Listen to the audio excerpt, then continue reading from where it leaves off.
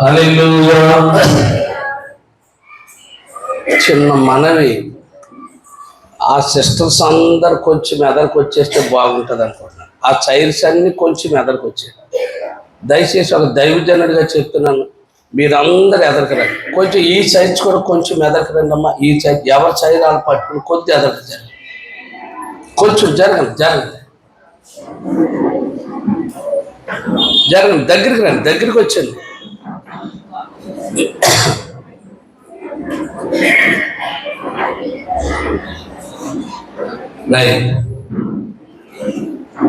వేదికను అలంకరించినటువంటి పెద్దలు, గౌరవనీయులైనటువంటి దైవజనులు, అభిషక్తులు, ఆత్మపూర్ణులు, గురువులు, పూజలు, తండ్రి సమానులైనటువంటి సారూరు మినిస్ట్రీస్ వ్యవస్థాపక అధ్యక్షుడైనటువంటి మరి పౌరుల ఎం రాజన్ గారికి నా ప్రత్యేకమైన వందనాలు తెలియజేస్తున్నారు. అలాగే అమ్మగారికి, వారి పిల్లలకు నా ప్రత్యేకమైన వందనాలు. అలాగే మరొక దైవజనులు పేరు తెలియజేస్తున్నారు సందీప్ గారికి కూడా నా ప్రత్యేకమైన వందనాలు.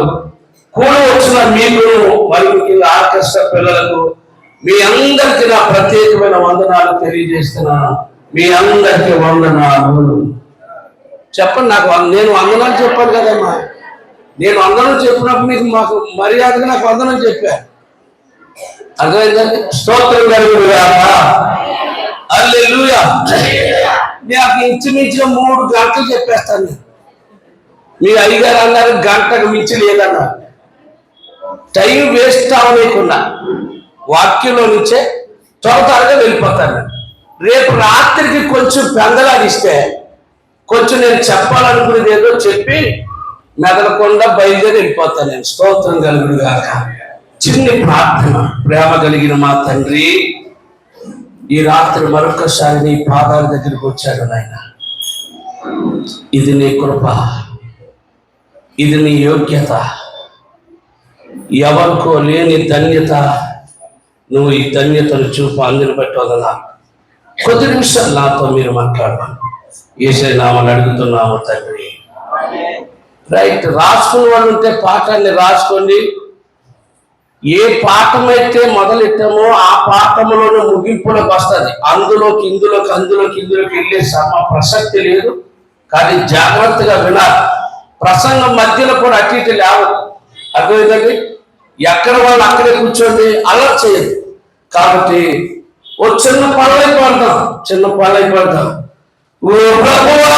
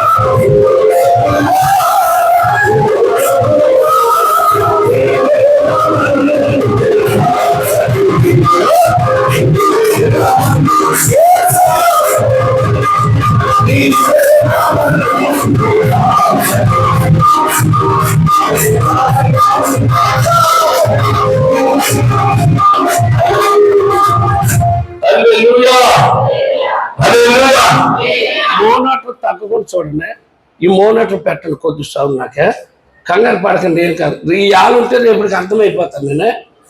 Thank you. ఇది తగ్గకుండా, అవి తగ్గిన పర్లేదు, ఇది తగ్గలేదు. అదే చెప్పండి, ఆ రేంజ్లో ఉండాలి. నాది బేసు గొంతుకు పడిపోతే నాకు ఏముండతాము, అది మిమ్మల్ని బతులాలి రిక్వెస్ట్. Thank you. వాక్యంలోకి వచ్చే ముందు ఒక మాట అడుగుతున్నాను. బైబిల్లో వర్ణాలు అనే మాట ఎంత మందికి తెలిసి కాదు? బైబిల్లో వర్ణాలు కూర్చో అట్టి తిరిగితే కుదరదు ఇక్కడ. అసలు మాట్లాడకూడదు అసలు. మీరు నాకు కొంచెం కోపం ఎక్కువ, కొంచెం గబుకిని ఏదో మాట వదిలేస్తాను దయచేసి. దేవుడికి స్తోత్రం చెప్పండి సరిగ్గా. వర్ణాలు అనే మాట ఎంతమంది తెలిసి కాదు? వర్ణాలు బైబిల్ మొదటి దినవృత్తాంతాల గ్రంథం 28వ అధ్యాయం 18వ వాక్యాన్ని త్వరగా చదువుకుందాం. మొదటి దినవృత్తాంతాల గ్రంథం 28వ అధ్యాయం 18వ వాక్యం. యెబూసీయుడైన వర్ణాలు కళ్ళమునందు యెహోవాకు ఒక బలిపీఠమును కట్టించుటకై దావీదు అచ్చటికి వెళ్ళవలెనని దావీదులకు ఆజ్ఞనిమ్మని యెహోవా దూత గాదునకు సెలవీయగా. స్తోత్రం చెప్పండి గట్టిగా. తమ్ముళ్ళు అందరు 2 చేతులు ఎత్తారు. నేను చెప్పలేదండి, దేవుడు నాకు 2 చేతులు ఇచ్చాను లేదు చెప్పండి. yani దేవునిలో సజీవ యాగముగా ప్రాణం ఇవ్వడానికైనా సరే రెడీ అయ్యింది. ఏం జరిగినా సరే అర్థమైనా? ఈ లోకంలో ఏ వస్తువుకైనా గ్యారంటీ ఉందేమో కానీ నీకు నాకు గ్యారంటీ లేదు. కానీ దేవుని చేతిలోకి వచ్చాము కాబట్టి మీ దేవుడికి డిపెండ్ అయిపోయి ఇంకా మీ ఆలోచన మీ సొంత మాటలను దయచేసి అలా వెళ్తే దేవుడు మీకు అర్థం కాదు. చేతులు జోడించి మనం చేస్తున్నా వినాలిగా మాట బైబిల్లోకి వద్దాం. బైబిల్లో వర్ణాలు అనే ఒక వ్యక్తి ఉన్నారు. ఈ వర్ణాలు అనే ఒక వ్యక్తి ఇతను క్రైస్తవుడు కాదు, ఇతను దేవుడి కాదు, ఇతను వాస్తవికంగా చెప్పుకోవాలని అన్యుడు, దేవుని ఎరగనటువంటి వాడు, దేవుని భక్తి పడని వాడు. అసలు దేవునికి వర్ణానికి సంబంధం లేదు. కానీ దేవుడు బైబిల్లో నుంచి దేవుడు గాదు అనే దైవజనుడితో మాట్లాడి నువ్వు దావీదు దగ్గరికి వెళ్ళి ఒక వర్తమానం చెప్పాడు. ఏంటి వర్తమానం అంటే వర్ణాలు కాలంలో అంటే వర్ణాలు ఏ జాతికి చెందిన వాడు? యెబూసీయుడు. అర్థం ఏంటంటే భక్తి పడనివారు, దేవుడు అంటే పడనివారు. వీళ్ళ గురించి ఒక్క మాటలో చెప్పాలంటే పడకపోయిన మనుషులు గర్వంలో ఆనుకారు. దేవుడి గురించి అంతకంటే ఎక్కువ అవసరం లేదు. ఇది యెబూసీయులకు ఉన్నటువంటి గుణగణం. ఇప్పుడు దేవుడు ఎవరితో మాట్లాడాలంటే గాదు అనే దైవజనుడితో మాట్లాడి దావీదు దగ్గరికి వెళ్ళి వర్ణాలు కాలంలో దేవుని బలిపీఠం కట్టారు. దేవుని బలిపీఠం కట్టారు. దైవజనుడు గాదు నీళ్ళని దావీదులకు చెప్పు, వర్తమానం చెప్పు అని దేవుడే గాదు అనే దైవజనుడితో మాట్లాడి దావీదు దగ్గరికి పంపించాడు. ఎక్కడ పంపించారు చెప్పండి, మీరందరూ చెప్పండి. ఎక్కడ పంపించారు? నేను ఒక మాట్లాడుతున్నాను. ఇందులో చిన్న మిస్టేక్ మీరు బాగా అబ్జర్వేషన్ కావాలి. బైబిల్ అంటే వెలికిపోవాలి. నేను ఒక మాట్లాడుతున్నాను. దావీదు గురించి దేవుడు అంటారు నా ఇష్టానుసారుడైన మనుషుడు, 2 నా ఉద్దేశాలు నెరవేర్చగలిగినవాడు అని ఈ 2 విషయాలు దావీదు గురించి మధ్యవర్తులు లేకుండా డైరెక్ట్గా దేవుడే దావీదుని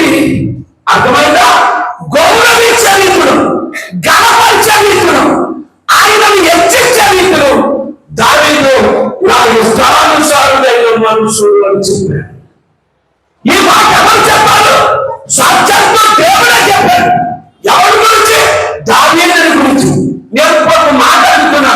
ఇప్పుడు ఇష్టానుసారుడైన మనుషుడు దావీదు అన్నాడు కదా, మరి తాను అనే దైవజనుడితో మాట్లాడి వందల కాలంలో పడిపెట్టేటటువంటి మంచి వ్యక్తిగా తాను అనే దైవజనుడు దేవుడు ఎందుకు ఉపయోగించాడు? అది నా ప్రశ్న.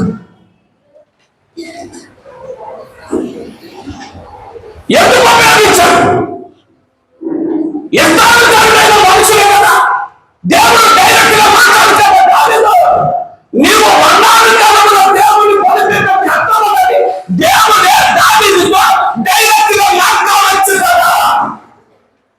మధ్యవర్తైనా దైవజనుడైన బాబుతో ఎందుకు మాట్లాడాడు? అది నా ప్రశ్న. అది నా ప్రశ్న. స్తోత్రం చెప్పలేటమ్మా, అలా చూస్తారా?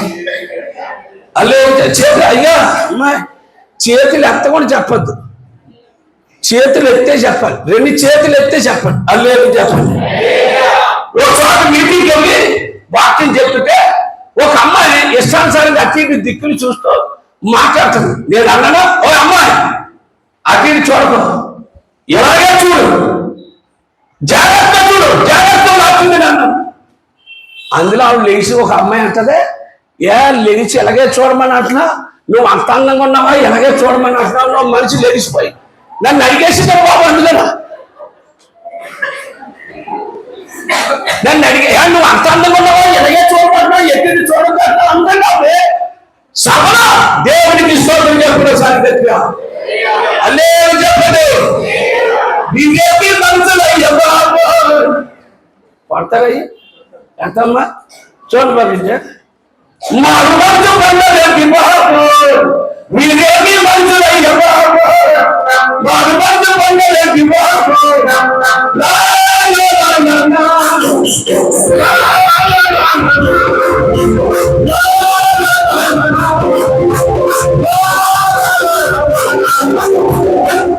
చర్ణం పాడుతున్నాను, విన్నాను. ఆదివారం అందరూ ఆరాధనకు వస్తారు, ఆచారం ప్రకారం ఆరాధన చేస్తారు. వినజాత ఆదివారం అందరూ ఆరాధనకు వస్తారు, ఆచారం ప్రకారం ఆరాధన చేస్తారు. పగలంతా ప్రార్థనంతా, రాత్రులేమో సినిమాలంతా. స్తోత్రం చెప్పడం సారి గట్టిగా చేతులకు చేతులకు ఇప్పుడు డైరెక్ట్ గా దేవుడు దావీదుతో మాట్లాడాడు. మాట్లాడాలని చెప్పండి, మాట్లాడాలని చెప్పండి. ఎందుకు మాట్లాడలేదు? ఎందుకు మాట్లాడతాడు?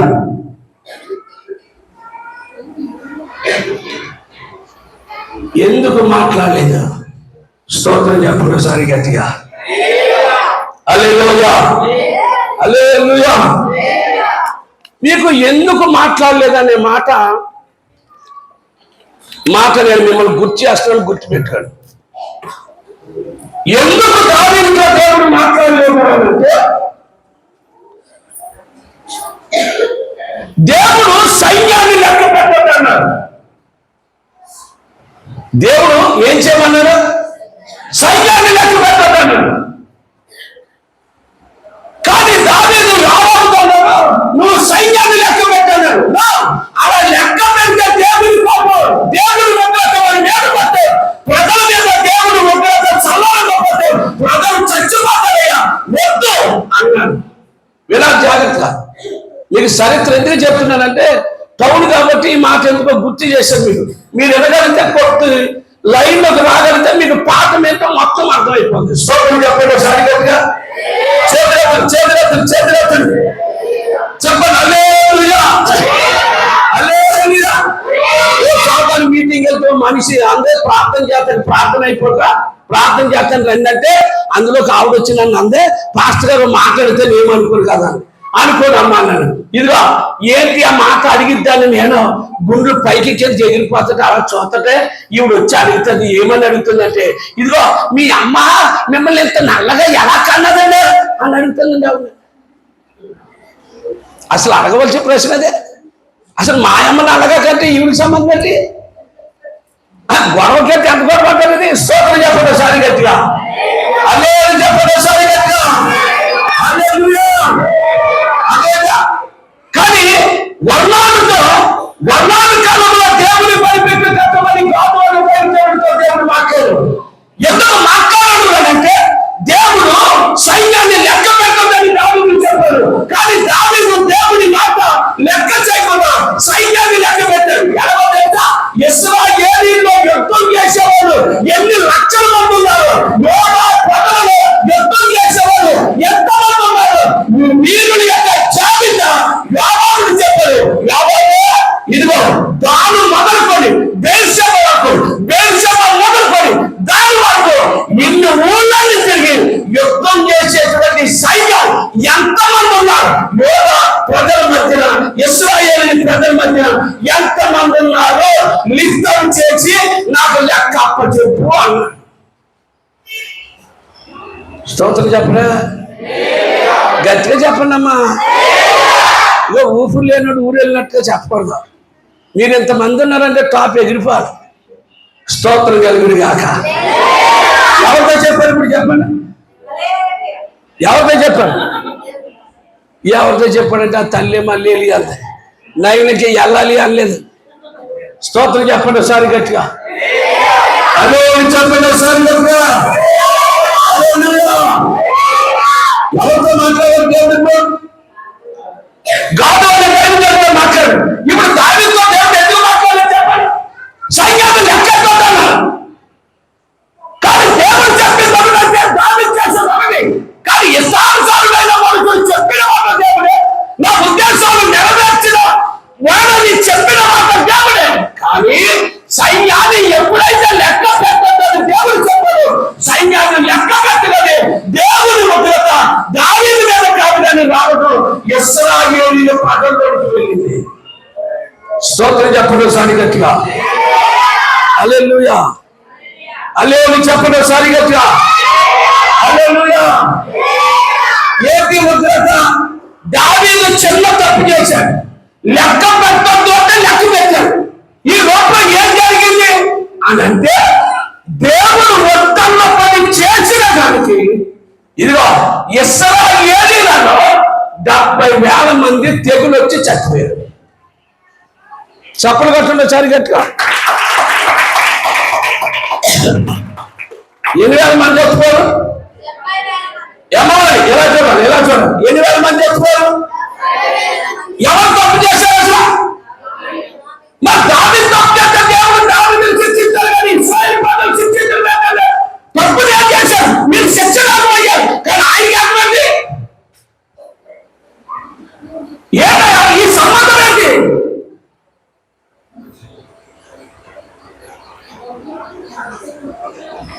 దేవునికి స్తోత్రం కలిగిన గాక. హల్లెలూయా చెప్పండి ఒకసారి గట్టిగా. హల్లెలూయా. హల్లెలూయా.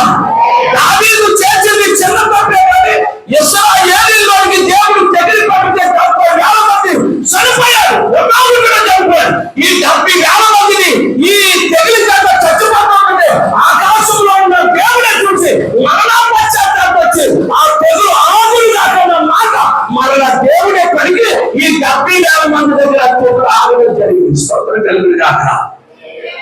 ఎందుకు ఆగింది? ఎందుకు ఆగింది అంటే ఇప్పుడు గాదోని దైవజనుడు ఎవరికి వర్తమానం చెప్పారు? రావాలమ్మా, మైండ్ ఆబ్సెంట్ లో ఉండాలని రావాలి, నా వెనక రావాలి. మీరు ఈయన వర్తమానం ఏం చెప్పారు? దావీదు దగ్గరికి వెళ్ళి ఏం చెప్పండి? గాదోని దైవజనుడిని ఎక్కడ కట్టాలి? పరిపేట వర్ణాలు కాలంలో కట్టాలి. అసలు వర్ణాలు అన్నాడు, కానీ దేవునికి సంబంధించిన కాదు. కానీ ఎవరి కాలంలో కట్టుకున్నాడు అంటే వర్ణాలు కాలంలో ఎందుకు కట్టుకున్నాడంటే వర్ణాలు కాలంలో కట్టబడిన బలిపీఠం యొక్క ప్రార్థన విజ్ఞాపనల ద్వారా దావీదుకి గుర్తి చెప్పడం ఒక అన్యుడిని దేవుడు దావీదు గురించి లేవనెత్తాడు. అక్కడ స్తోత్రం చెప్పండి సరిగ్గా.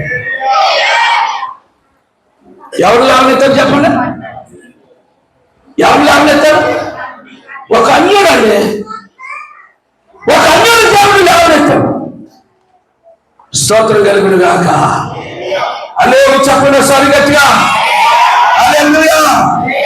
ఈ తెగులు ఆగిపోవాలి అంటే ఇప్పుడు వర్ణాలు కాలంలోకి వెళ్ళి దావీదు దేవుని బలిపీఠం కట్టి అక్కడ ప్రార్థన చేసి బలి అర్పణ చేస్తాడే కానీ ఈ యొక్క శిక్ష, ఈ యొక్క రోగం వాళ్ళలో నుంచి బయటకు వెళ్ళదు. అర్థమైందా? స్తోత్రం చెప్పండి ఒకసారి గట్టిగా. హల్లెలూయా. అసలు వర్ణానికి ఎక్కువ స్థలాలు ఉన్నాయా లేదా దావీదుకి ఎక్కువ స్థలాలు ఉన్నాయంటే అసలు చెప్పాలంటే వర్ణానికి ఉన్నది చిన్న స్థలం మాత్రమే ఉండదు, కానీ దావీదుకి ఎన్ని స్థలాలు ఉన్నాయో అంటే బైబిల్ చెప్తుంది ఎప్పుడూ మొదలుకొని కావలి పురాలు, లెబానోను మొదలుకొని గిలాదు వరకు లోయలు, నదులు, మౌంటైన్స్, పర్వతాలు ఎన్నో ఉన్నాయి. ఇన్ని ఉన్నటువంటి దావీదును వదిలేసి వర్ణాలు కాలంలో దేవుని బలిపెట్టే కట్టమని ఉందంటే దావీదు చిన్న తప్పు చేశాడు. ఏంటి ఆ తప్పు? సైన్యాన్ని లెక్క పెట్టడం, పాపానికి సైన్యాన్ని లెక్క పెట్టడం వలన శిక్ష ఇశ్రాయేలు వరకు వస్తే 70,000 మందిని ఖచ్చితంగా చచ్చిపోయారు. అల్లే చెప్పండి సరిగట్టిగా. 8,000 మంది చచ్చిపోయారు. మా ఊళ్ళో ఒక ఆవిడ కోయిట్కి వెళ్ళింది. మా ఊరు గొడవ చెప్తున్నాడు, మీ ఊరు పట్టణం గొడవ కాదు. కోయిట్కి వెళ్ళి 2 సంవత్సరాల తర్వాత వచ్చింది ఆవిడ ఇండియాకి. ఎన్ని సంవత్సరాల తర్వాత చెప్పండి అమ్మా, ఎన్ని సంవత్సరాల తర్వాత? ఆ ఈదులో అందరు ఇల్లు కట్టేసుకున్నారు, ఈవిడ ఒక్కటే ఇల్లు కట్టలేదు. గవర్నమెంట్ ఇందిరమ్మ గారు ఇచ్చిన ఇల్లు అలాగే ఉండిపోయింది. అందరి ఇల్లు కట్టుకుని ప్రారీలు కట్టేసుకున్నారు. పాపం ఈవిడి స్థలంలో ఇందిరమ్మ గారు ఇచ్చిన ఇల్లులో ఈవిడికి స్తోమత లేక కట్టలేక కోయిట్కెళ్ళి వచ్చా కడదామని అక్కడి నుంచి వచ్చిన తర్వాత కడదామనుకుంది. ఈ లోపల ఆవిడ ఇండియా దేశానికి వచ్చిన కొద్ది రోజుల తర్వాత జరిగిన సంగతి ఏంటంటే ఆ వీధిలో ఉన్న కోళ్ళన్నీ కూడా వీళ్ళ ఇంటికి అడ్డు ఆపురు లేదు కదా, వీళ్ళ ఇంటికి వచ్చి మేస్తున్నాయి. వినాలి జాగ్రత్తగా. ఎక్కడికి వచ్చేస్తున్నాయి కోళ్ళని? ఈవిడింటికి వచ్చేస్తుంటే ఓ రోజు నీ దిక్కుమాల కోళ్ళు ఏంటని ఇంట్లో నుంచి బయటకు వచ్చి ఏమందో తెలుసా? ఆనంద్ ఏమని చెప్పండి. కోళ్ళ పేరు ఏం పేరు? నిజం చెప్పండి అయ్యి బాబు, ఏడిపోకూడదు. గమ్మున టైం లేదు కదా, గమ్మున చెప్పారు, పాఠమని చెప్పారు. చెప్పండి ఏమలేదు చెప్పండి. అసలు కోళ్ళు ఏమన్నది మన ఈవిడ ఎన్ని సంవత్సరాలు ఉంది? 2 సంవత్సరాలకే భాష మారిపోయింది మనకే.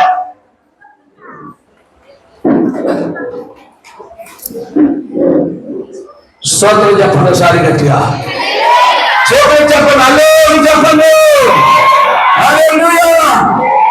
దావీదుకి ఎక్కువ స్థలం ఉంది, వర్ణానికి ఎక్కువ స్థలం ఉందంటే వర్ణానికి ఒకే స్థలం ఉంది, కానీ దావీదుకి కావాల్సిన స్థలం ఉన్నాయి. కానీ బలిపీఠం ఎక్కడ కట్టాలి? భక్తి పరుడైన దావీదు స్థలంలోనే దేవుడు బలిపీఠం కట్టాలి. కానీ వర్ణాలు కాలంలో దేవుడు బలిపీఠం కట్టమన్నాడు. ఒక అన్యుని ఎందుకు చెప్పాలి తెలుసా? క్రైస్తవులు అయిన భక్తి పరుడైన దావీదుకి బుద్ధి రావడం వల్ల ఈ ఎదురుగా ఒక అన్యుడు లేచి నా బలిపీఠం ఆయన స్థలంలో పెట్టాలి ప్రార్థన చేసి బలి అర్పణ చేస్తేనే కానీ ఇశ్రాయేలులో ఉన్న రోగం నివారణకు రాదు. ఒకవేళ అలా జరగకపోతే కనుక ఇంకా చచ్చిపోతారు ఇశ్రాయేలీలు. స్తోత్రం చెప్పండి ఒకసారి గట్టిగా. అల్లే చెప్పండి ఒకసారి గట్టిగా. అప్పటికి ఎంతమంది చచ్చిపోయారు అంటే 70,000 మంది. ఎందుకు చచ్చిపోయారో మాట చెప్పండి. ఏం చిన్న తప్ప పెద్ద తప్ప? అది చిన్న తప్పే, కానీ దేవుడు పెద్ద శిక్ష చేశాడా లేదా? వేశాడు. స్తోత్రం చెప్పండి ఒకసారి గట్టిగా. హల్లెలూయా. ఇప్పుడు మోషేతో దేవుడు మాట్లాడి ఐగుప్తులో ఉన్నటువంటి ప్రజలందరినీ దేవుడు ఎక్కడ నడిపించమని చెప్పాడు మోషేతో. చెప్పాలి అందరూ చెప్పండి అమ్మా, అందరూ చెప్పండి. ఎక్కడ నడిపించమని చెప్పాడు? కానాను దేశం నడిపించమని.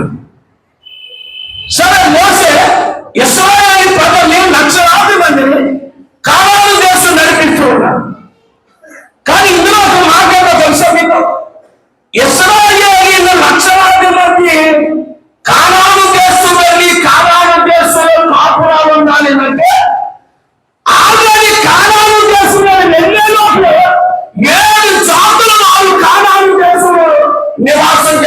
కాపురాలు చేస్తున్నారు. స్తోత్రం చెప్పండి ఒకసారి గట్టిగా. ఎన్ని జాతులు చెప్పండి అందరు, ఎన్ని జాతులు? 7 జాతులు. ఏ జాతులు? కాపురాలు చేస్తున్నారు.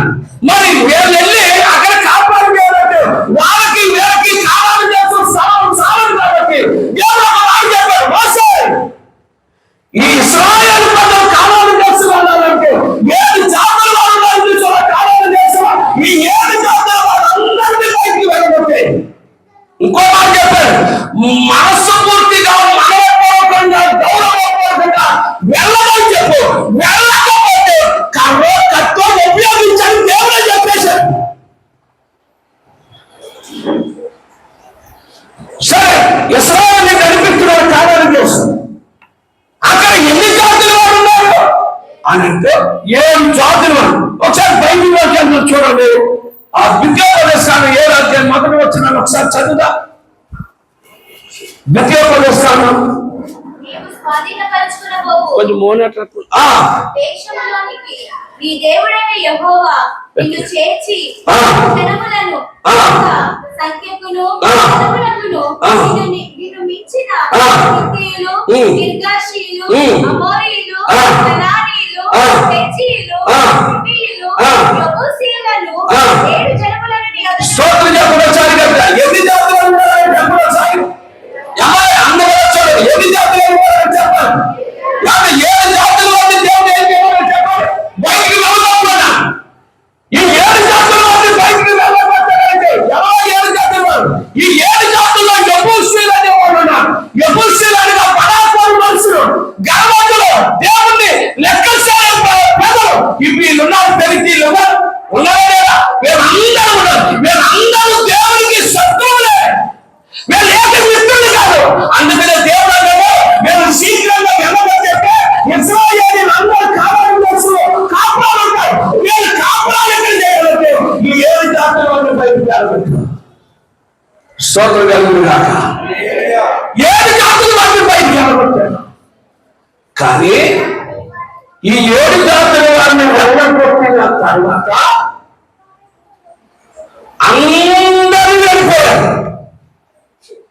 అందరూ వెళ్ళిపోయారు. కానీ యెబూసీయులైనటువంటి వర్ణాలు మాత్రం కనాను దేశంలోనే ఉండిపోయారు. ఒకసారి అందరూ చప్పట్లు కొట్టారు గట్టిగా. అదే చెప్పండి సరిగ్గా. అదే కాబట్టి కొత్త బ్యాటరీ కాదు, కొద్ది బ్యాటరీ డౌన్ అవుతుందా తమ్ముడు?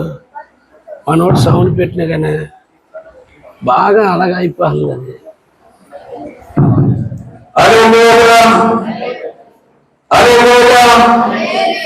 ఎన్ని జాతులు ఉన్నారు చెప్పండి సార్. 7 జాతులు దేవుడు ఏం చేశాడు? వెళ్ళగొట్టేమన్నాడు. అవునా కదా? అందరూ వెళ్ళిపోవాలి. ఎవరు మిగిలిపోయారు? నేను ఇప్పుడు ఒక్క మాట అడుగుతున్నాను, వర్ణాలు ఎందుకు ఉండిపోయారు అది అసలు కాన్సెప్ట్ లోకి వస్తున్నాం. ఆ 2 మాటలు చెప్పాలి మీకు. ఆ సమయానికి నేను ముగించేస్తాను. చెప్పాలి, వర్ణాలు అక్కడ ఎందుకు ఉండిపోయారు?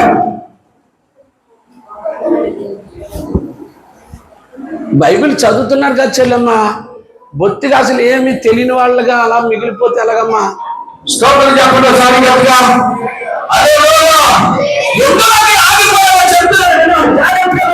జాగ్రత్తగా ఎందుకు ఆగిపోయారు అంటే ఇశ్రాయేలీయులను కనాను దేశం మోషే ఆధ్వర్యంలో నడిపిస్తూ ఉన్నప్పుడు ఇశ్రాయేలీయుల పట్ల చేస్తున్నటువంటి అద్భుతాలు, ఆశ్చర్యమైన కార్యాలను చూసినటువంటి ఈ వర్ణాలు ఇదిగో నేను ఎక్కడికి వెళ్ళినా విమోసలేదు, నేను ఎక్కడికి వెళ్ళినా బాగుపడలేదు, నేను ఎక్కడికి వెళ్ళినా అద్భుతాలు చూడలేదు, నేను ఎక్కడికి వెళ్ళినా నా జీవితం ఆదాయం ఉంది.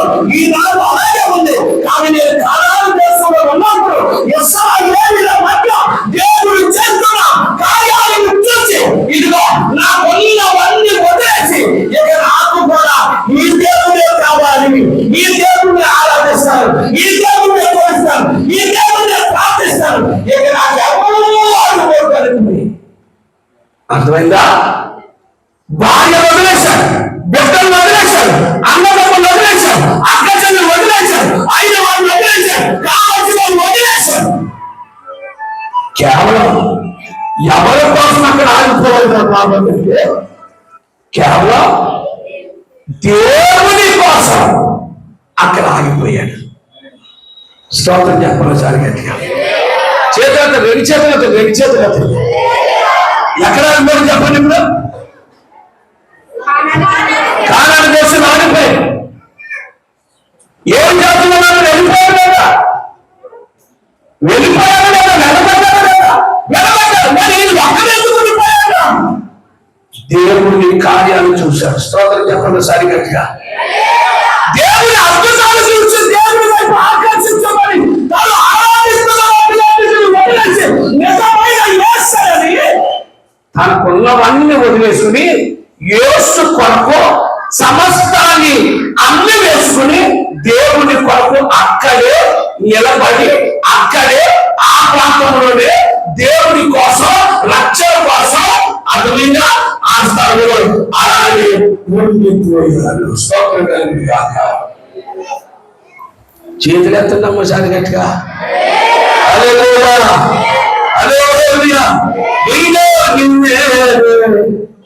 కొరతోనయ్యా నీవే నీవేనా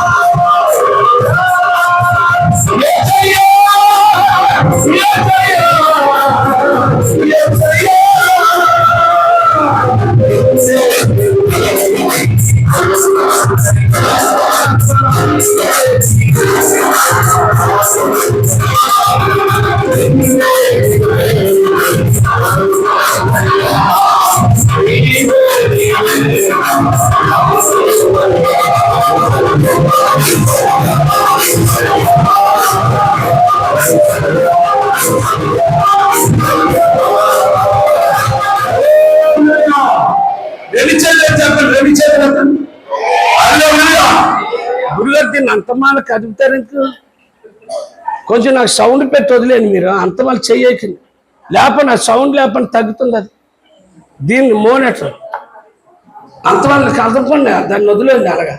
స్తోత్రం చెప్పాలి స్వామి చెప్పుగా.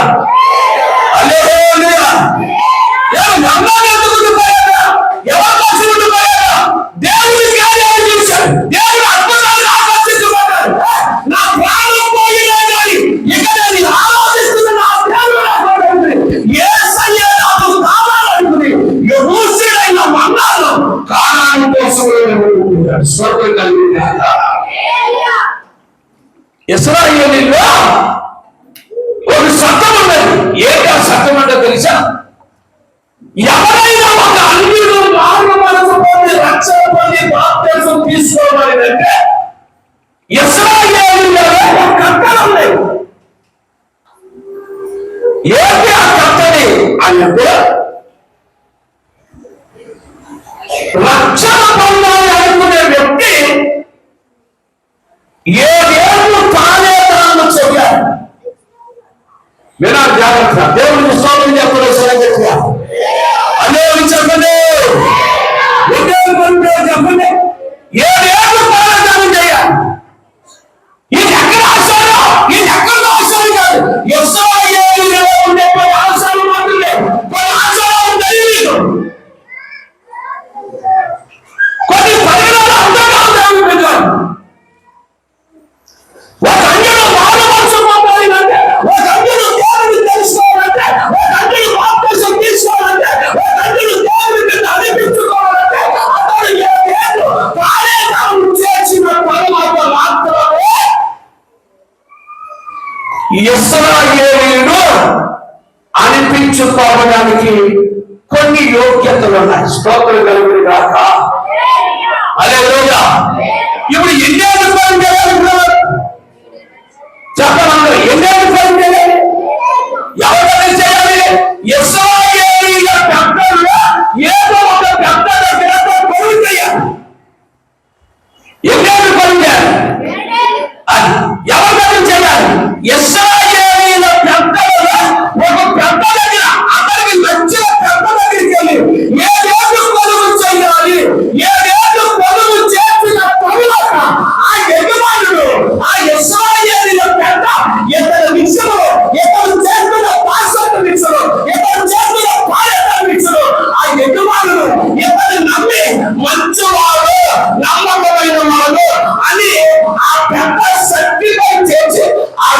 సాటిపై చేసిన ఆ కాగితం 7 పెద్దలు కట్టుకొచ్చి అప్పగించి వీళ్ళందరూ కూడా జనరల్ మీటింగ్ ఎప్పుడు ఇద్దరు ఇశ్రాయేలీయులుగా ఉండడానికి 7 ఏళ్ళ దగ్గర ఫోన్ చేశారని వీళ్ళు నాకు అన్ని ముచ్చటించుకుని ఒక తీర్మానానికి వచ్చిన తర్వాత ఈ 7 పెద్దలు ఆలోచన వేసిన తర్వాత అప్పుడది సమాజంలో సాగితి వేసి ఇతడు ఇశ్రాయేలీయుడే అని చెప్పాలి. అంత చరిత్ర ఉంది అప్పుడు.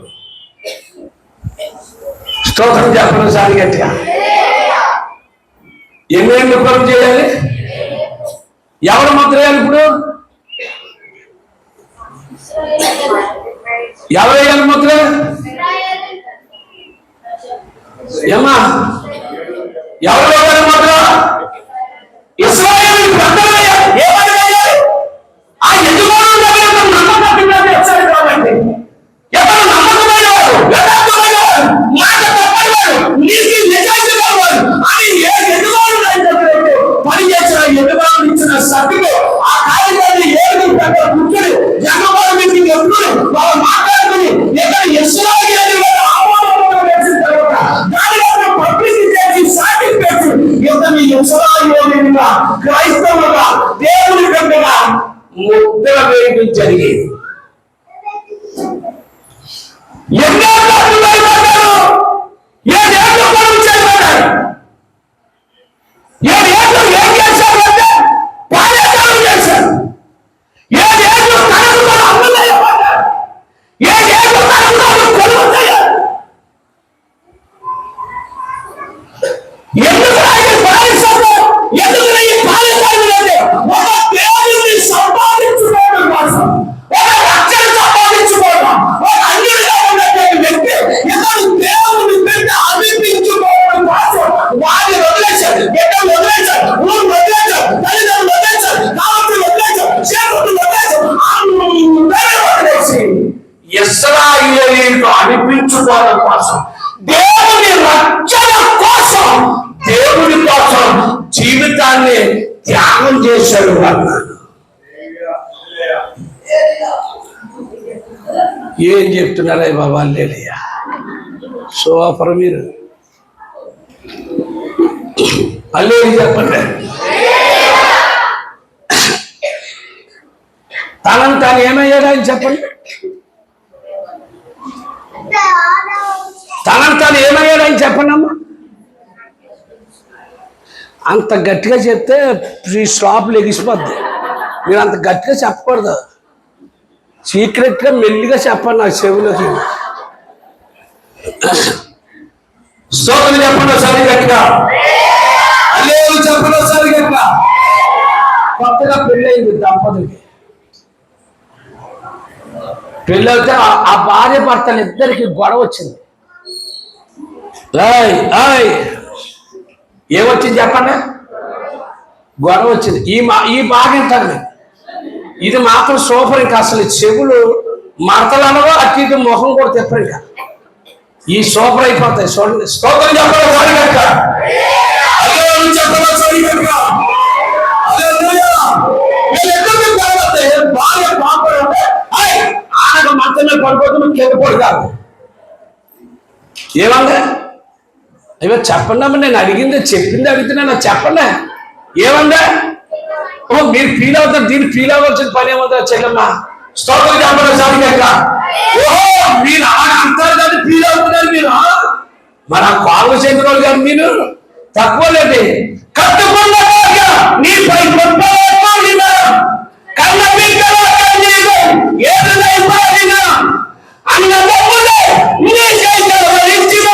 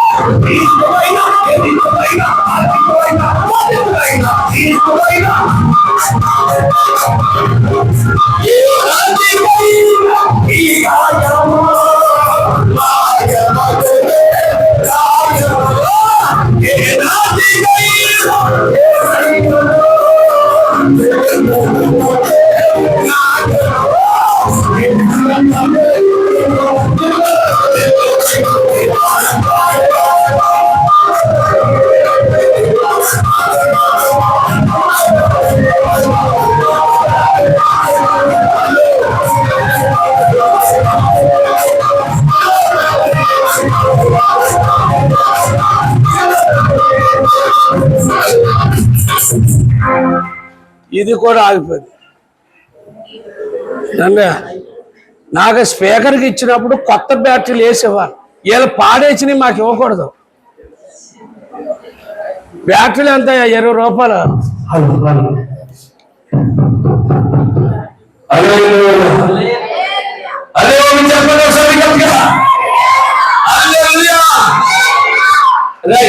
ఎన్నేళ్ళు కొలు చేశారు చెప్పండి? ముగింపులో వచ్చేసారు, ముగింపులో వచ్చారు. ఎన్నేళ్ళు కొలు చేశారు? ఎవరి కోసం? అది ఆగిపోయారు.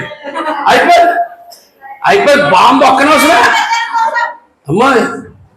ఏదమ్మా ఎవరి కోసం కొలు చేశారు చెప్పండి? చెప్పడమ్మా. దేవుడి కోసం ఏం చేయమంటారు? ఏదేదో అమ్మి వేయమంటాడు. ఎన్నేళ్ళు చెప్పండి? బైబిల్లో ఏదేదో కొలువు చేస్తూ ఉన్నారు కాదు. ఏదేదో బైబిల్లో కొలువు చేస్తున్నారు చెప్పండి. స్తోత్రం చెప్పండి. చేతులు నీ చేతులు అంటే బాబు మిమ్మల్ని కప్పాలంటే మామూలుగా కాదమ్మా. ఒక బొమ్మను ఎట్టాను మిమ్మల్ని ఇలా ఊగలేనప్పుడు ఊపును ఆయన ఎలక్ట్రానిక్స్ బొమ్మ పెట్టాను మిమ్మల్ని. స్తోత్రం చెప్పండి సార్ గట్టిగా. అలా ఆయన ఏమన్నంటే ఆనకి వెళ్ళి పడుకోవాలి. నేను మర్చిపోయాలనుకుంటున్నా, బలి దాటేసి పడుకుంటాడు. అబ్బా అమ్మా నేను తక్కువ కాదు కింద పడుకోవడం నాకేనా తెలుగు తక్కువ కింద సాపేసింది తింగేసి పడుకోదా. ఇది అర్థం కావచ్చు. ఏమనంటే ఎందుకు కింద పడుకోమంది అసలు? కారణం చిన్న మాట ఏమి కాదు, చిన్న గొడవ వచ్చింది. చిన్న మాట పెద్ద గొడవ అయిపోయింది. ఈ మంచం మా అమ్మెట్టింది. మా అమ్మెట్టిన మంచం నేను పడుకోదా, నువ్వు పడుకోదా, నువ్వు కింద పడుకో. ఆడగడికి మంచమే పడుకోదా. స్తోత్రం కలిగింది కాక పాపానికి కింద పడుకోదా. ఇది అర్థం వచ్చింది కదా. దేవునికి స్తోత్రం చెప్పలేదు. ఎప్పుడు వచ్చింది కళ చెప్పండి? అర్ధరాత్రి వచ్చింది. ఏమో వచ్చింది కళ అర్ధరాత్రి అంటే అర్థమైందా? మంచం దానిదే కానీ మంచాల కొన్న నవ్వాలే నాది కాదని అర్ధరాత్రి కాబట్టి కొడరాత్రి మంచం చేయాలి. చుట్టూ కోసేటే మంచమే పడుకున్న పిల్ల కింద దబాలు పడి కెంపు పడిగేసి ఎందుకు అవునా? అప్పట్లో మంచాలు వచ్చింది, అప్పుడు నవాలు వచ్చిందా? నవా తర్వాత వచ్చి దేవుడికి ఇస్తామని చెప్పవచ్చు. అని గట్టిగా చెప్పవచ్చు. అని గట్టిగా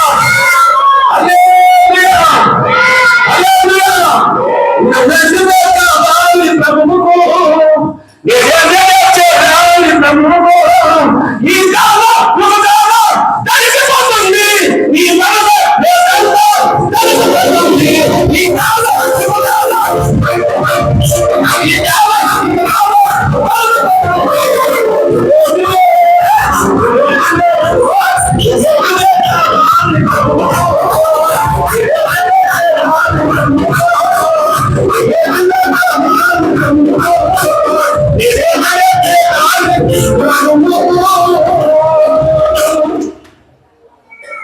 ఏం చేయాలి ఇప్పుడు? మీరు బొత్తిగా అలా కూర్చుంటే ఎలాగమ్మా? కాదు, మాధవ సేవే మాదిరి సేవ అన్నట్లుంటే పాపం ఆయన ఇంకా ఇంత ఇలా కాలం మీకు ఎంత ఓపుగా నడిపించుకొస్తున్నాడు ఆయన. అసలు నేనైతే కుదురున్నా. మా సంఘంలో రోజు తిట్టకుండా వాక్యం చెప్పిన రోజు లేదు. తిడతలో మామూలుగా కూడా తిట్టాను. నిజంగా చెప్తున్నాను, దేవుని స్తోత్రం చెప్పాలి.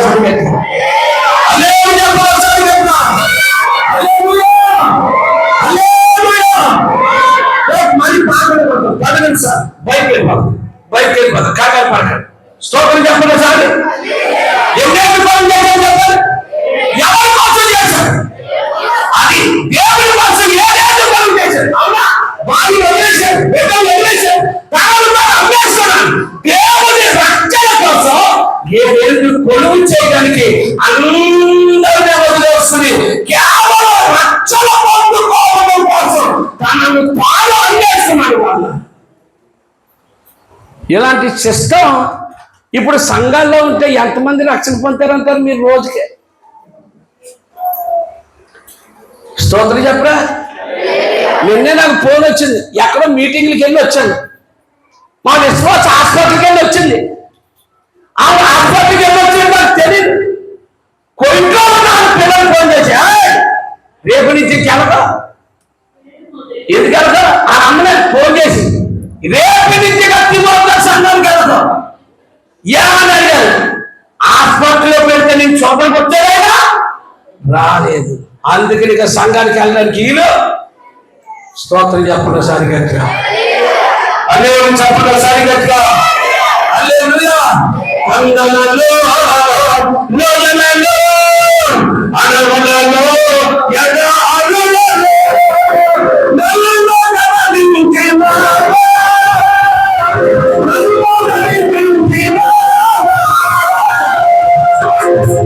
బాబు, మీకు దండం పెట్టి చెప్తాను బాబా, మీరు అసలు కదులుతులేదు మెదులుతులేదు. ఏంటో నాకు అర్థం కాదు, మీ గొడవ ఏంటో. ఏమైనా రేపు అర్థమవుతే కనుక మీరు నేను తేల్చుకుని వెళ్తాను, కంగారు పడలేదు. నేను వదలను, సామాన్యంగా వదిలే వ్యక్తి అయితే కాదు. నేను దేనికి భయపడను కూడా. ఎందుకంటే నేను సేవ చేయడం కూడా నేను ఎక్కడి నుంచి వచ్చానంటే నక్సలైట్ల మధ్య నుంచి వచ్చాను. కానీ నాకు భయం అనేది వీళ్ళు ఏదో అంటారు, అసలు ఎప్పుడు లేదు. నేను చనిపోయేదాకా భయం అనే మాట కానీ మిమ్మల్ని తెలుసుకోకుండా అంటారనమాట. ఈ రోజు మొదటి ప్రసంగం కానీ మొదటి మూడు కానీ కొన్ని ఆనందంలో ఉంటే ఉండొచ్చు, కానీ రేపు వదిలేస్తారని మాత్రం అనుకోవద్దు దయచేసి. స్తోత్రం చెప్పడం చాలా గట్టిగా.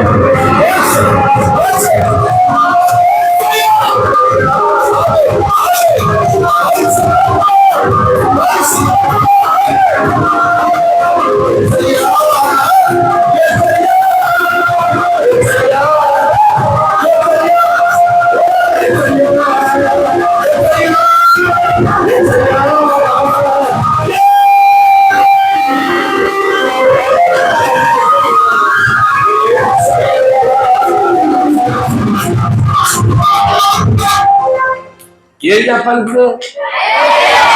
మీకు అంత ఆరాటం లేనప్పుడు దేవుడు ఎలాగొస్తాడండి? గొంతు కోసిన మేకలాగా అరుతున్నాడు ఇక్కడ. అలా తీరుబడిగా అలా కూర్చున్నాడు తప్ప కానీ పాట పాడ కల్లేని అని మాట కూడా చెప్పకపోతే ఎలాగరా బాబా?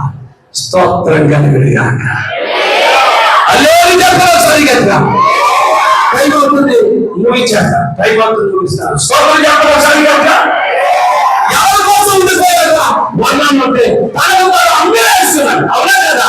ఏదో ఫోన్ చేశాడు. ఎవరి కోసం? కేవలం దేవుడి కోసం. ఎందుకోసం? రక్షణ పొందుకోవడం కోసం.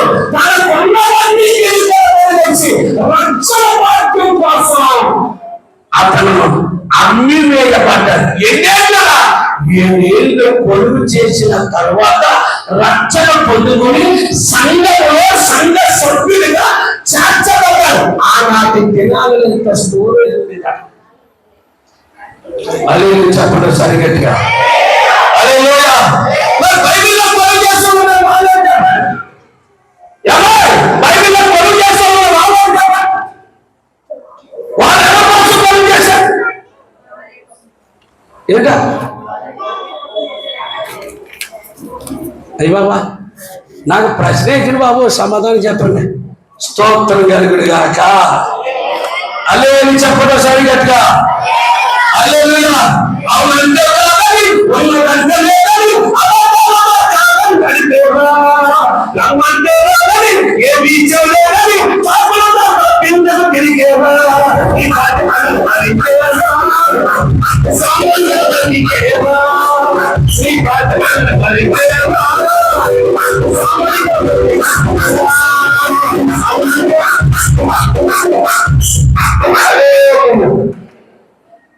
నన్ను గుర్తుపెట్టుకోను ఏవా.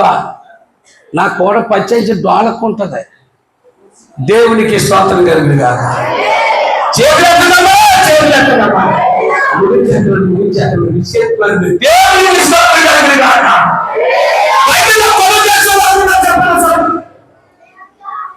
బైబిల్ ఎవరు చేశారా? యాకోబు పొలం చేశారా? ఎవరి కోసం? ఎవరి కోసం పొలం చేశాడు? ఎవరి కోసం చేశాడు? ఏది గొప్ప? ఏది రైతు? ఏది గొప్ప? ఏది రైతు? భార్యల కోసం యాకోబు పొలం చేస్తే దేవుని రక్షణ కోసం వర్ణాలు ఏది పొలం చేశాడు? భార్యను వదిలేశాడు, బిడ్డలు వదిలేశాడు, అయిన వాళ్ళు వదిలేశాడు, నా వచ్చిన వాళ్ళు వదిలేశాడు. ఎవరి కోసం ఇదంతా? కేవలం దేవుని రక్షణ కోసం. దేవునికి స్తోత్రం కలుగును గాక. హల్లెలూయా చెప్పాలి సరిగ్గా. హల్లెలూయా. ఎప్పుడైతే దావీదు అనగా వర్ణాలు కలవలో కలిగి దేవుని బలిపీఠం కట్టాడో యెహోవాని బలిపీఠం కోసం ఆగిపోవడం జరిగింది. స్తోత్రం కలుగును గాక. మీకు ఒకే ఒక్క మాటలు అర్థం చెప్పి ప్రార్థన చేస్తాను. అదేనా ఎవరి కలవన్నాడైనా వర్ణాలు అమ్మా తడుకోకుండా ఎలా చూడండి అమ్మా, తడుకోకుండా. ఎవరి కాలంలో కట్టమన్నాడు బలిపీఠం? ఏమా వర్ణాన్ని కాలంలో కట్టమన్నాడు. నేను పాఠం అంతా టైం లేదు కాబట్టి ముగింపులో ఒక మాట చెప్తాను. కళ్ళం అంటే అర్థం ఏంటి చెప్పాలి? కళ్ళం అంటే అర్థం ఏంటి?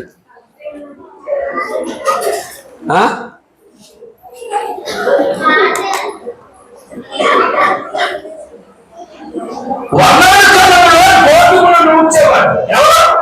వర్ణాలు. ఇప్పుడు కలవటానికి ఇప్పుడు కొంతమంది వరి పొలం ముడిచిన వాళ్ళు ఆ ధాన్యం ఆ వరిని కోసిన తర్వాత కొన్ని కళ్ళల్లో తెస్తారు తిన వరిని తెచ్చేం చేస్తారు? నూరు చెప్పులు ఆ కళ్ళని ఏం చేస్తారు చెప్పండి అందరూ. ఏం చేస్తారు కళ్ళని? ఎందుకు బాగా చేస్తాడు? ఎందుకు బాగా చేస్తాడు? అయ్యి బాబా కళ్ళాన్ని ఎందుకు బాగా చేస్తారు? చెల్లమ్మా ఈ మాట కూడా చెప్పకపోతే ఎలాగరా బాబు? కళ్ళాన్ని ఎందుకు బాగా చేస్తారు? కళ్ళం శుభ్రంగా లేకపోతే ఆ బొరుడు అందులో చేతులు ఏం చేస్తారు వాళ్ళు? కళ్ళములో ఒక పక్క ముందు కళ్ళని ఏం చేస్తారు వాళ్ళు? శుభ్రం చేస్తారు. శుభ్రం చేసిపోతే ఏం చేస్తారు? ఎత్తు పొలంలో పడతారు, దాని చుట్టూ నీళ్ళు చేస్తారు, తర్వాత కాకులు పడతారు, తర్వాత పడకలు వేస్తారు, ఆ తర్వాత పడేస్తారు, ఆ తర్వాత కాకులు పడుతుంది. అది వెళ్ళిన తర్వాత గట్టి తీసిన తర్వాత గింజలన్నీ పాడవుతున్నా ప్రతి గింజ పండించిన రైతుకి అవునా లాభసాధనగా మిగులుతాయి. స్తోత్రం చెప్పడం ఒకసారి గట్టిగా, అదే చెప్పడం ఒకసారి గట్టిగా. అదే ఆ ఒడ్డు గింజలు ఆయన చేతికి రైతు చేతికి శుభ్రపరచారు. ఇప్పుడు వర్ణాల కాలంలో వర్ణాల్లో గోధుమలు పంట నూర్చేవాడు, గోధుమలు పంట పండించేవాడు. ఆయన నూర్చేటువంటి కళ్ళం ఎలా చేసేవాడంటే శుభ్రం చేసేవాడు. స్తోత్రం తండ్రి కాక. హల్లెలూయా, హల్లెలూయా. ఇప్పుడు మరి ఈ కళ ఏమవుతుంది? ఈ వర్ణాల కళ ఏమవుతుంది చెప్పండి? ఇది వర్ణాల కళ. నేనంటాను ఈ కళ యొక్క అర్థం ఏంటంటే అర్థమవుతుందా? ఒట్టి కింద శుభ్రంగా రైతు చేతికి రావాలంటే ఆ కళ మనకు అవసరమైంది. గోధుమలు వర్ణాల చేతికి శుభ్రంగా రావాలంటే ఆ కళ మనకు అవసరమైంది. కానీ దేవుని పిల్లలు బాగుపడాలి అంటే దేవుడికే కళ అవసరం.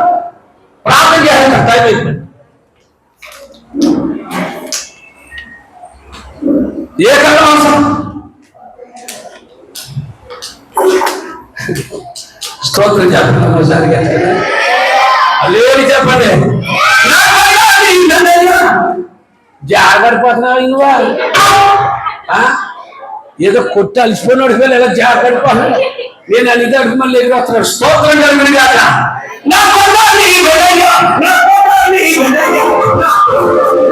నువ్వు కొట్టావు బాబా నా దూరం మీద నీవే సైన్యా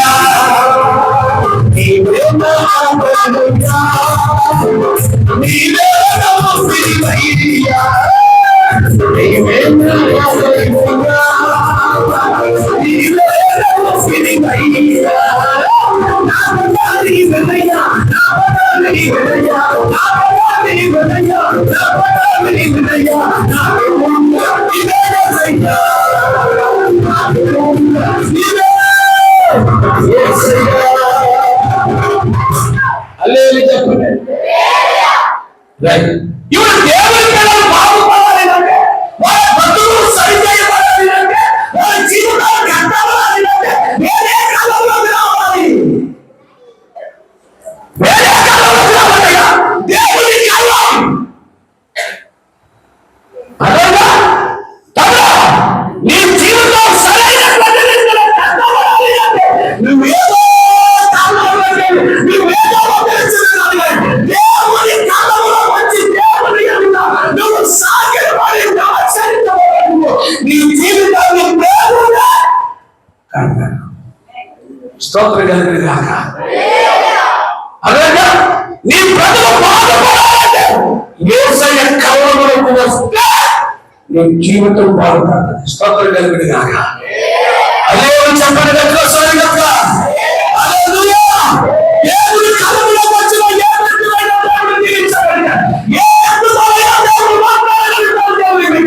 దేవుని కళలో వచ్చి ఏం చెయ్యాలో చేయాలి. ఏ సైతం మాట్లాడదు. ఈ కళాన్ని సభ్యత, ఈ కళాన్ని సభ్యుతాయి, ఈ కళలను ఆరాధించు, ఈ కళలో దేవుని సభ్యుత, ఈ కళలో దేవుని మాట్లాడుతున్నా. దేవుని ప్రభావం, దేవుని శక్తి నీ మీదకు దిగి వస్తుంది. స్తోత్రం కలిగిన గాక. హల్లెలూయా, హల్లెలూయా. వేదాంతికైనా కాయమనే పాట గండుకొండ విజయవాడలో రాజుగారు ఎందుకు పాడాలో తెలుసా? పాట ఆ పాట మాస్టర్ జాబ్ చేశాడు, టీచర్ జాబ్. ఈయన 10 పాటలు ఉండేవాడు. రాజుగారు చచ్చిపోయాడు, మంచి భక్తులే. ఆయన పూర్వం చేసిందిగా ఇంటి వచ్చేవాడు, కొండలు కలిగినవాడు, నీళ్లు పట్టేవాడు, ఇల్లు సౌకర్యం చేసేవాడు. ఆ అన్నం కూడా పెట్టేసేవాడు. ఎవరి ఈ పని చేసింది? గండుకొంట ఉయ్యూరు మండలం రాజుబాబాయి గారు. ఆవిడకి 70,000 రూపాయలు శాలరీ. ఈయన నాకులాగా పని పాటలేదు. ఓ రోజు అదే భార్య, "ఏయ్, నిన్ను పెళ్లి చేసుకున్నా కానిచ్చి నేనే నిన్ను పెంచాను తప్ప నువ్వు నీ కష్టాలు చెప్తే నన్ను పెంచలేదు. నువ్వు నాకు అవసరం లేదు, వెళ్ళిపో" అందావిడ. స్తోత్రం చెప్పండి సారి గట్టిగా. చేతులు పగలసారి అందరూ చేతులు గట్టిగా చెప్పండి సారి గట్టిగా. ఇక గట్టిగా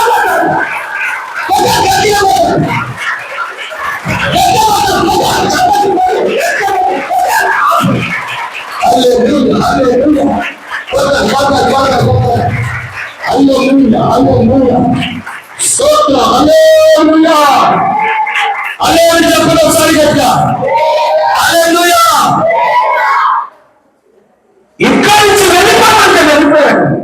ఏడుస్తూ వెళ్ళిపోతున్నాడు, నడుచుకుంటూ వెళ్ళిపోతున్నాడు. ఆలోచిస్తున్నాడు నేను ఎక్కడికి వెళ్ళాలో గమ్యము తెలియని. అర్థమైందా? ఆయన ప్రయాణం అదోత్సవం. ఎక్కడికి వెళ్ళాలో ప్రయాణం అర్థం కాని పరిస్థితుల్లో నడుచుకుంటూ ఏడ్చుకుంటూ వెళుతున్నప్పుడు దేవుడు కొన్ని పదాలు ఆయన చూపించినప్పుడు ఆ పదాల రూపంలో రాయబడిన మాట ఈ పాట. ఏ పాటది? ఏ పాట? ఏ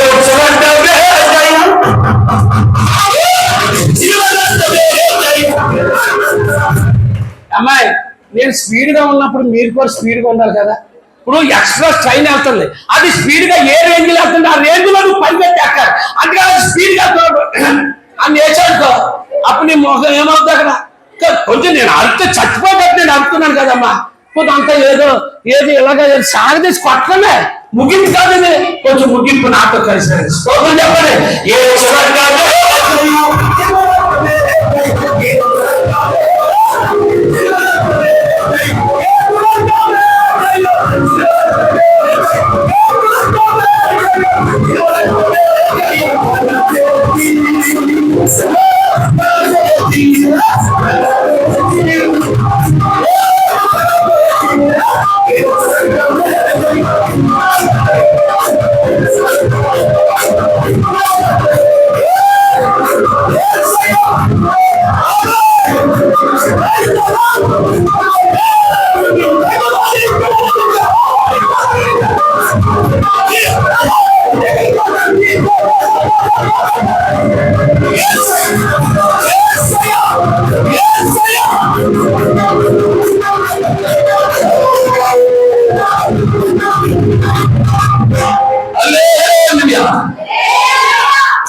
అలా ఏడ్చుకుంటూ వెళుతూ పదాల రూపంలో రాయబడిన పాటే ఈ పాట. స్తోత్రం చెప్పండి. అదే చెప్పడం సరిగా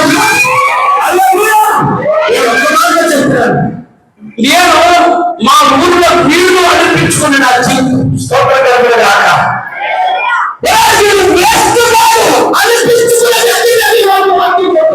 స్తోత్రం చెప్పడం కాక అదే చెప్పడం సరిగా నా జీవితం దేవుని కళ దేవుని కళ మనవడుతున్న కళ నేను ఎప్పుడైతే వచ్చానో నా జీవితాన్ని కట్టిన నాకు పాపం చేయలే కాదు, కానీ నాకు కావలసిన అన్నింటినీ అనుగ్రహించి దేవుడు దయచేస్తూ సహాయం చేస్తూ నన్ను నడిపిస్తున్న వాడి నా జరిగేది యేసయ్య. స్తోత్రం. దేవుని మాట ముత్యాల మోట యేసయ్య మాటలు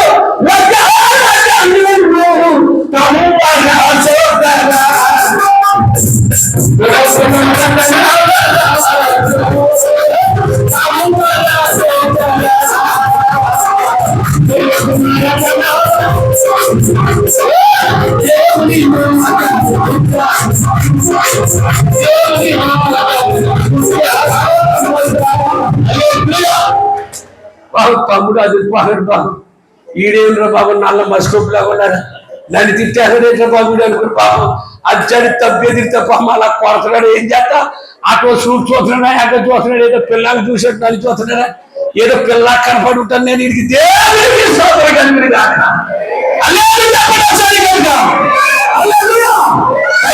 ముగిస్తున్నాను ఈ మొదటి సభలో ఒక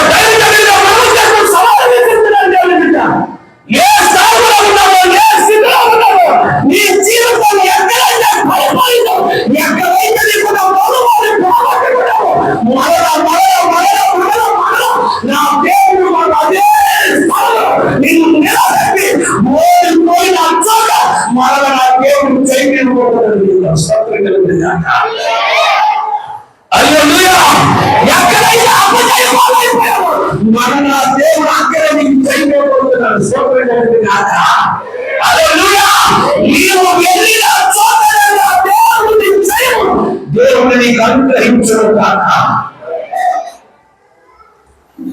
ఈ రాత్రి నీ జీవితం కట్టబడాలి అంటే మందిరమే దేవుని కళ. ఈ మందిరమే అనవలసిన దేవుని కళ. నీ జీవితాన్ని నా దేవుడు సరిచేయగలుగుతాడు. స్తోత్రం చెప్పడం సరిగట్టిగా, అలే చెప్పడం సరిగట్టిగా. హల్లెలూయా, హల్లెలూయా, హల్లెలూయా.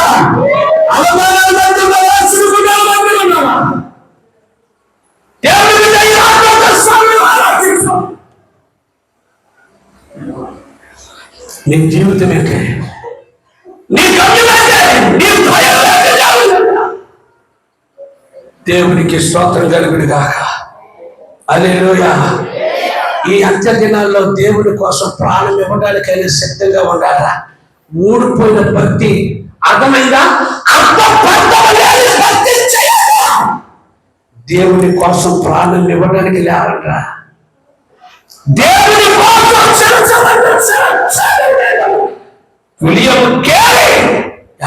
విలియం కేరీ భార్య మెంటలెక్కిపోయింది. ఇద్దరు పిల్లలు చచ్చిపోయారు.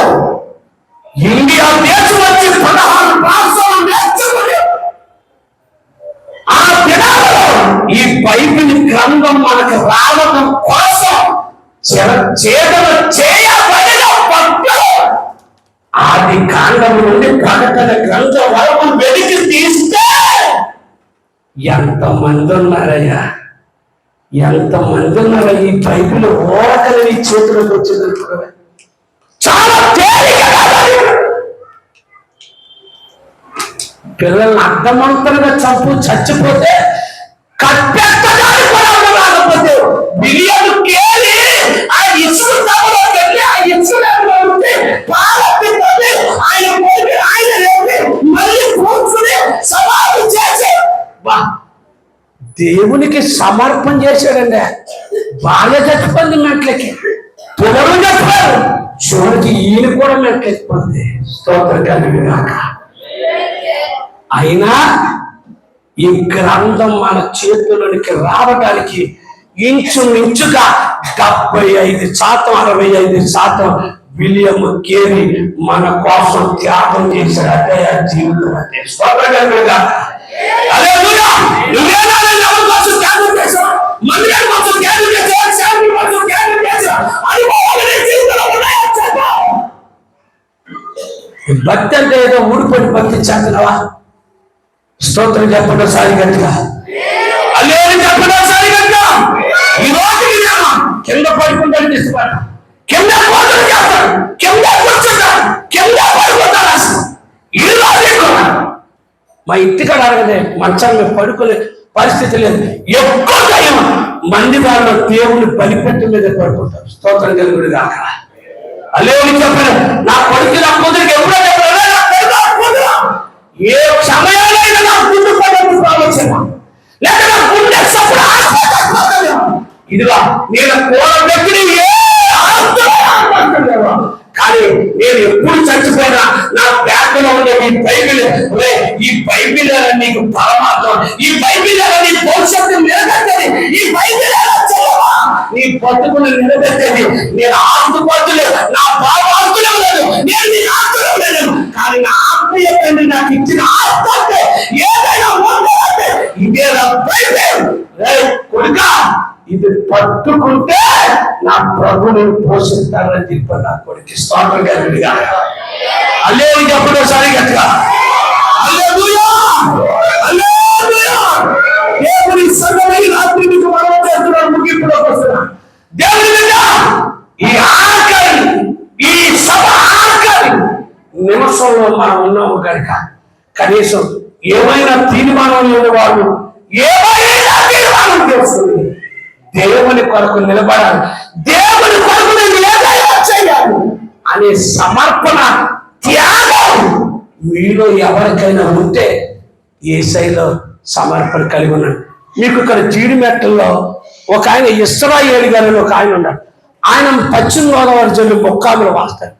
ఈ ఊరు ఎలాగొచ్చారు అంటే నిజంగా ఏమీ లేదు, ఇక్కడ ఏదో కూలి పని చేసుకుని బట్టగట్టడం కోసం ఈ భార్యను తీసుకుని ఇక్కడికి వచ్చేసాడు. ఇక్కడికి వచ్చిన అతి కొద్ది రోజుల్లోనే జీడిమెట్ల ఎక్కడైతే కాపురం పెట్టాడో ఆయన అడుగెత్తిన స్థలాలన్నీ కూడా దేవుడు ఆయనకి ఇచ్చేస్తున్నాడు. స్తోత్రం చెప్పండి సార్ గట్టిగా.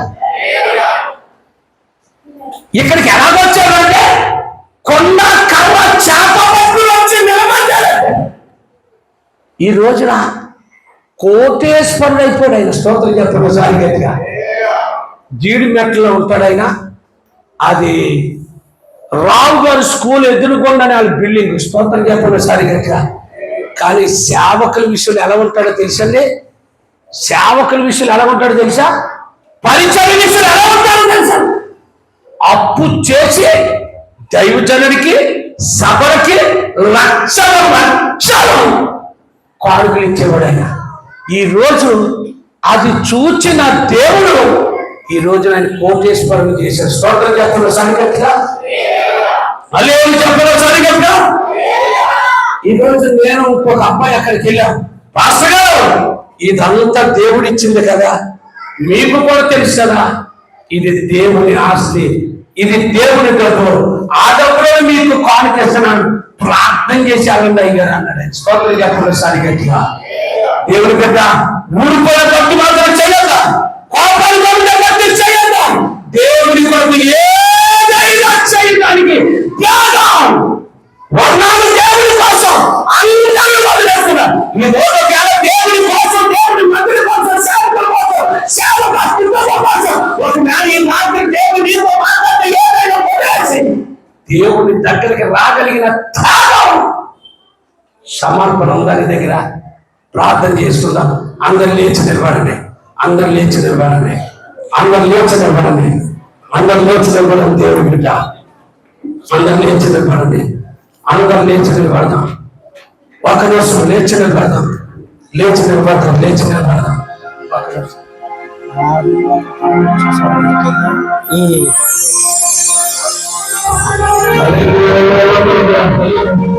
నిమిషం అందరూ లేచి నిలబడదాం. దేవుడి బిడ్డ చేతులు జోడించి నీకు మనం చేస్తున్నాను. ఎవరు దయచేసి ఖాళీగా ఉండదు, ఎవరు వందగా ఉన్నట్టు ఇలా కనీసం దేవుడిని స్మరణ తెచ్చుకోలేదు. దేవుని ఆరాధన అర్థం చేస్తాం, సేవకులు ఆరాధన అర్థం చేస్తాం, సేవకులు ఈ రాత్రి ప్రమాణం నాతో మాట్లాడగా వర్ణాలు దేవుని కోసం అవివేకం, వర్ణాలు దేవుని కోసం త్యాగం చేయాలి, వర్ణాలు దేవుని కోసం అందరినీ వదిలేస్తున్నారు. కేవలం నీ రక్షణ పడుతుంటే సాధ్యమని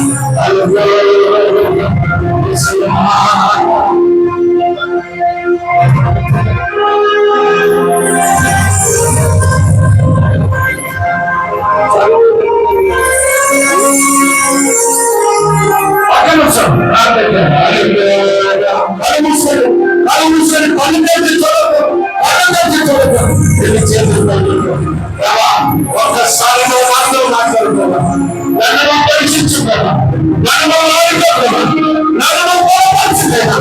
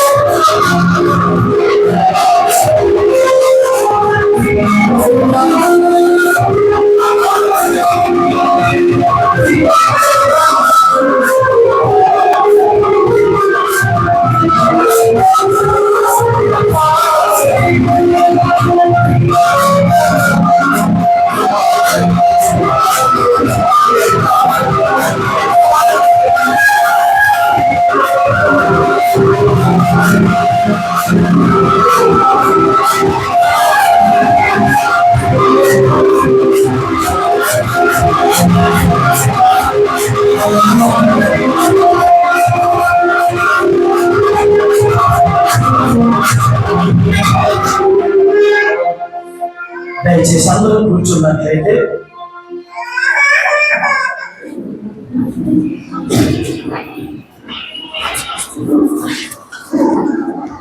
ఈ శ్రేష్టమైనటువంటి సమయంలో పద్మశ్రీ సిస్టర్ గారు వచ్చి ఒక పాట పాడుతుండగా దేవునికి కానుకలు సమర్పించుకుందాం. దయచేసి కొంతమంది సహకరించండి, ఇక్కడ కావాల్సి ఉన్నాయి కానుకలు